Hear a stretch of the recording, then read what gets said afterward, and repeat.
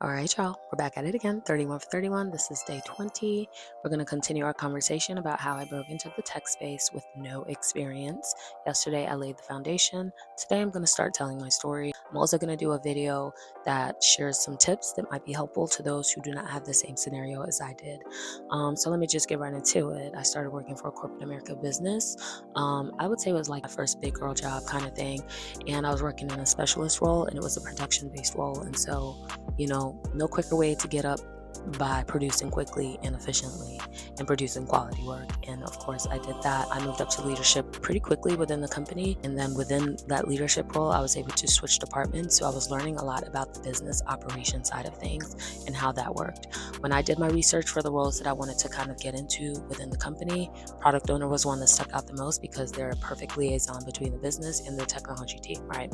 And with me having that business operations experience, I figured I'd be a perfect fit for that.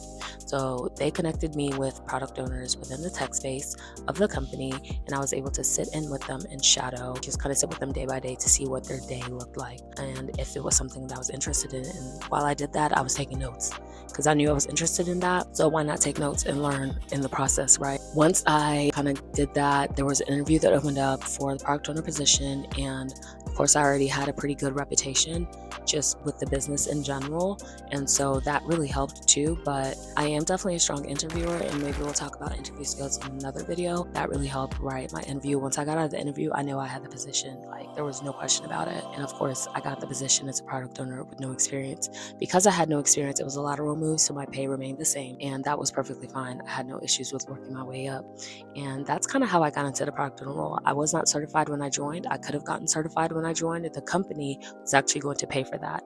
Now, this company specifically had great benefits, right? Like, if I wanted to get into coding, they would have paid for me to join a boot camp to do so. But that's not the route that I wanted to go down. I wanted to go down the product owner path, and so I needed to get Safe Agile certified.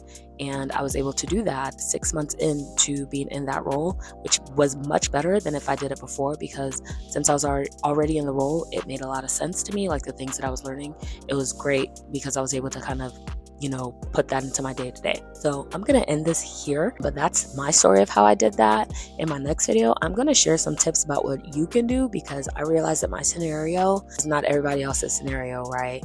But if I had to say something, it would be find a company, get plugged in, work your way up, and network, because those are the biggest things that really helped me land that product owner role in the tech space with no experience. That's all for today. 31 for 31, day 20. Stay tuned tomorrow for day 21. Okay, bye.